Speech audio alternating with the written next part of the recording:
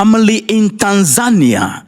Is it true that Kenyans are moving from their country and crossing the border between Kenya and Tanzania into Tanzania to go and help Tanzanians to protest against their leader? Is that claim true? Because videos have gone viral, claims have gone viral. Another question, is it true that 700 people have been unalive in this fight for freedom in Tanzania? Let's have this conversation. What exactly is happening in Tanzania? First of all, there's a claim from the opposition, the main opposition party. According to the main opposition party, 700 people, brothers and sisters who are Tanzanians, have been unalive in the hands of the government during the demonstration which took place on the day of the election. And this protest actually erupted on the election day, the exact same day where the election was happening. People decided to protest. Now, this case is very different because it is not like the election is over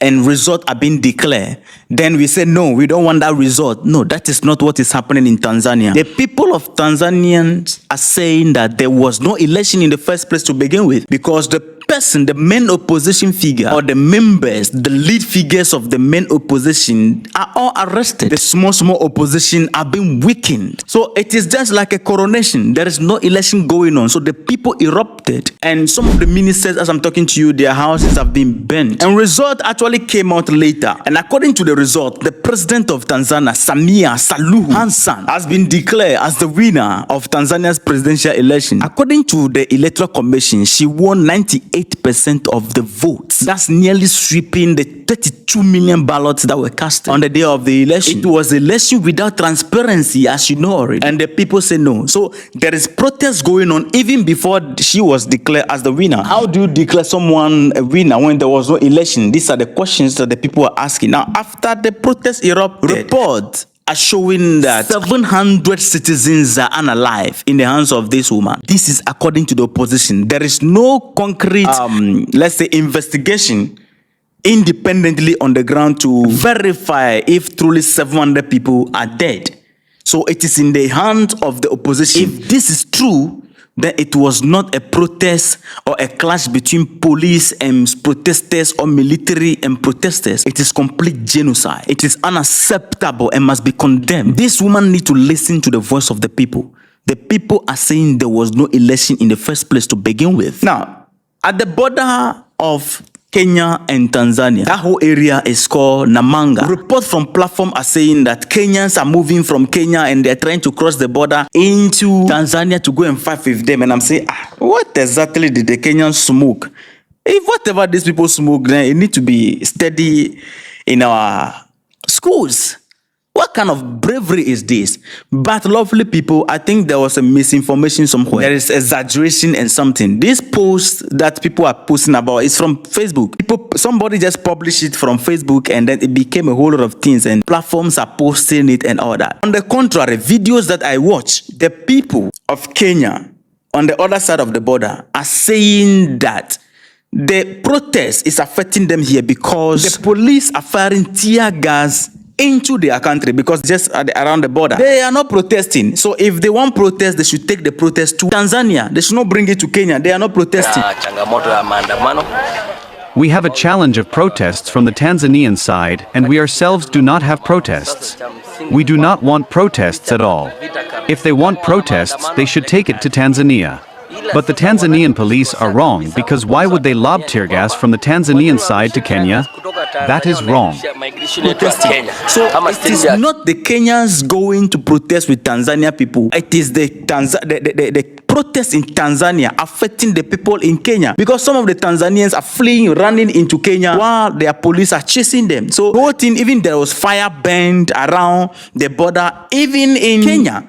The whole thing has stepped into the border of Kenya and the police are trying to handle the situation. So this claim that the Kenyans are moving into Tanzania to go and protest with them is, in some cases, they say the police are stopping the Kenyans from going. No, I mean, verification shows that there's nothing like that. Some of the people who are interviewed, they say no, they are not protesting. So if you are protesting, the protest should be in Tanzania. It shouldn't come to Kenya. So this claim widely that the Kenyans are going in there, I mean, it is not verified. But what if they are going there? I mean, yeah, Yeah, if your brother is in trouble, you need to go and help your brother anyway. But currently, there is no verified information confirming that. All right, even from the Kenyans and from media houses, even local media houses.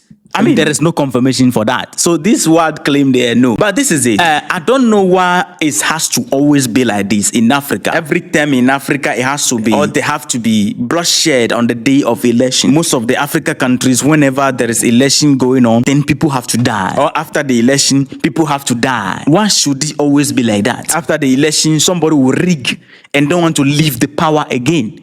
Power becomes so sweet. See, I always said that nobody is actually against you being in power for eternity. If you are impacting the life of the people, that is what matters. Because changing leaders and changing strategy all the time is not even helping this continent. But if you are there, you are not performing, you need to leave. The people speak and say, leave. You being there for long is not the problem. You not performing is the problem. And this woman came. She became the hope of the people, actually. When this woman came to office, she became hope. We thought something new is going to happen. And now, at least the men are disappointing. So a woman is in charge now. Something positive is going to take effect. But no, it became worse under her leadership. I say, if you see the convoy of this woman, it's like the whole country is going on vacation. The problem is that this woman is aware that if they should conduct fair and clean election, she will never win in Tanzania. She is power drunk. That is what's happening to this woman. The woman tasted power and it is so sweet. It is so enjoyable. So she wants to seize it by all means, using the state institutions to have a way around. All the state institutions are corrupt under her leadership. The most painful aspect is that people are getting missing. When you criticize her, they will look for you. They can't find you again. No trace. They can't trace you. They can't find you. You are missing. Where did you go to? Your body will not be found anywhere. You are gone. Erased totally. You don't know how she's doing the thing. And the dangerous aspect of the conversation is that according to the president of Tanzania, the people who are on the streets and they are protesting, these people are a stubborn group of people who want to cause chaos in the country and they want to set disorderliness in the country, so they are going to deal with them. People hit the street instead of this woman to listen to them, calling them terrorist individuals, causing chaos in the country, so they are going to deal with them to bring order. I mean, Africa, there's a problem with us. This thing is becoming too much across Africa, that after election, there should be bloodshed. On the day of election, there will be bloodshed. Some countries, when election is getting closer, people are running out of the country. Like Togo like this, when it is time for election, people will be running out of the country because there's going to be what? Chaos.